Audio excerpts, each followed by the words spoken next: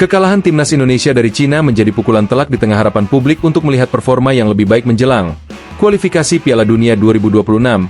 Hasil buruk ini tidak hanya mencerminkan keterbatasan teknis di lapangan, tetapi juga memperlihatkan bahwa masih banyak pekerjaan rumah bagi tim dan manajemen.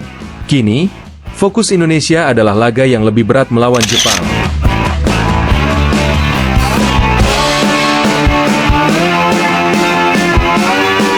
Mampukah tim bangkit dan memperbaiki kesalahan? Atau akan terjebak dalam masalah serupa? Dalam upaya evaluasi, PSSI dilaporkan memberikan koreksi dan masukan pada Shin Tae-yong serta mengisyaratkan adanya pemain baru yang akan memperkuat timnas.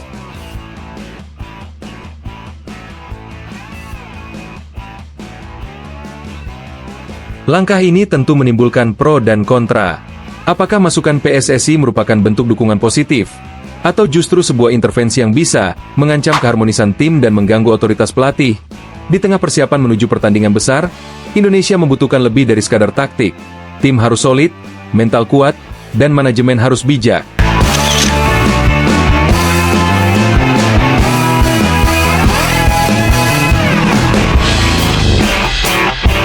Cermin kekurangan yang harus dibenahi. Melawan Cina, Indonesia tidak hanya kalah secara skor, tapi juga dari segi permainan dan kedisiplinan di lapangan. Tim terlihat belum menemukan pola permainan yang konsisten. Kesalahan dalam transisi bertahan dan menyerang, lemahnya koordinasi antar lini, serta kurangnya penyelesaian akhir, membuat tim kesulitan mengimbangi permainan lawan. Kekalahan ini menyadarkan kita bahwa proses peningkatan performa tidak bisa instan.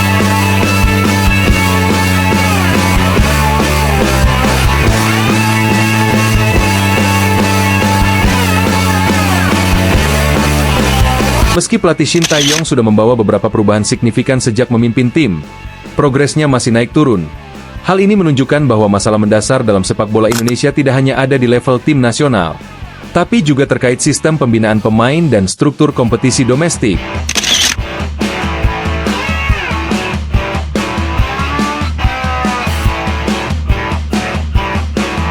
Evaluasi dan masukan dari PSSI setelah kekalahan melawan Cina menuai perhatian publik.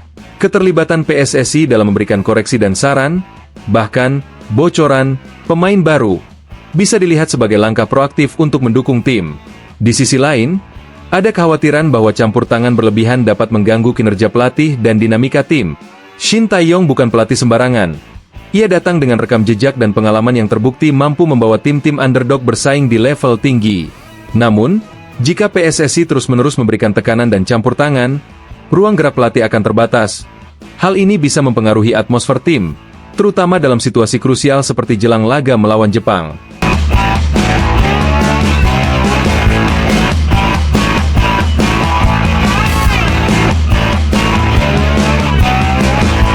Idealnya, dukungan PSSI difokuskan pada aspek non-teknis, seperti memastikan logistik, fasilitas, dan program pembinaan berjalan lancar.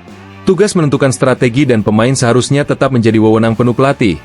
Intervensi yang terlalu dalam justru bisa membuat pemain bingung dan menurunkan kepercayaan terhadap pelatih.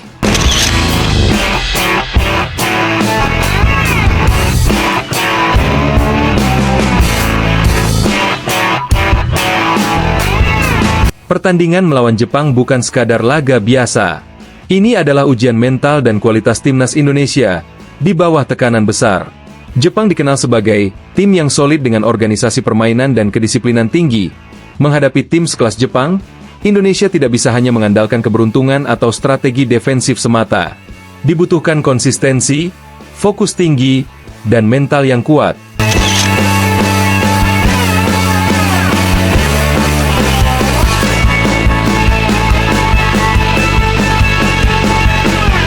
Setelah kekalahan melawan Cina, tantangan terbesar Indonesia adalah memulihkan kepercayaan diri. Jika mental pemain masih terbebani kekalahan sebelumnya, pertandingan melawan Jepang akan semakin sulit. Oleh karena itu, Shin Tae-yong harus bisa memotivasi pemain agar tidak gentar menghadapi tim kuat.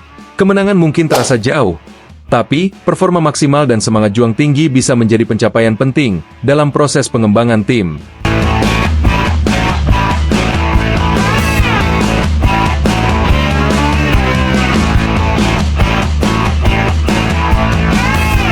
PSSI memberikan sinyal akan ada pemain baru untuk memperkuat timnas jelang laga melawan Jepang.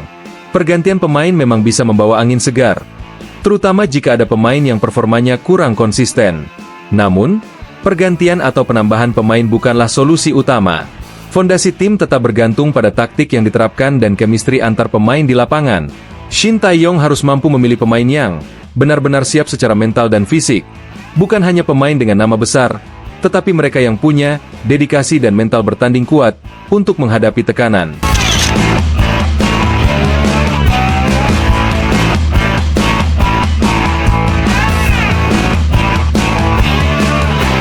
Selain itu, rotasi pemain harus dilakukan dengan bijak, agar tidak mengganggu keseimbangan dan harmoni tim. 5. Fokus pada proses jangka panjang, membangun konsistensi dan mentalitas juara. Terlepas dari hasil melawan Jepang, proses pengembangan tim tidak boleh berhenti di 1 atau 2 pertandingan. PSSI dan tim pelatih harus melihat setiap pertandingan sebagai bagian dari perjalanan panjang menuju konsistensi dan prestasi. Evaluasi diperlukan, tapi jangan sampai fokus pada hasil instan mengorbankan proses jangka panjang.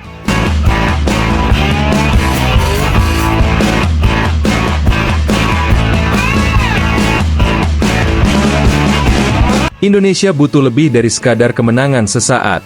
Dibutuhkan pembinaan usia dini yang kuat, kompetisi lokal yang kompetitif, dan manajemen yang profesional, agar bisa mencetak generasi pemain berkualitas.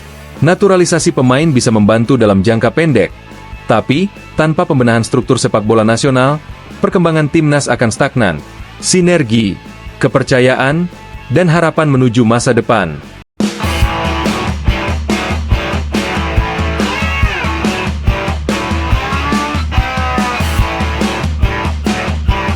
Pertandingan melawan Jepang harus dipandang sebagai kesempatan bagi timnas Indonesia untuk mengukur sejauh mana perkembangan yang sudah dicapai.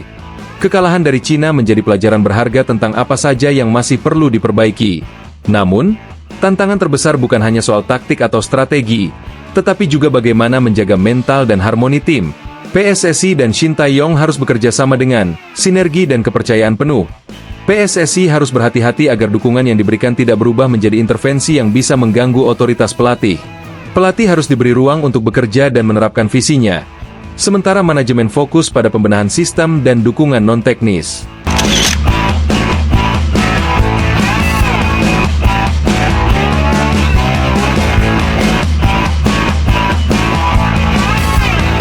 Garuda di dadaku, optimisme di hatiku. Mari kita dukung timnas Indonesia dengan penuh keyakinan. Pertandingan melawan Jepang mungkin sulit, tapi setiap langkah maju adalah bagian dari perjalanan panjang menuju kejayaan.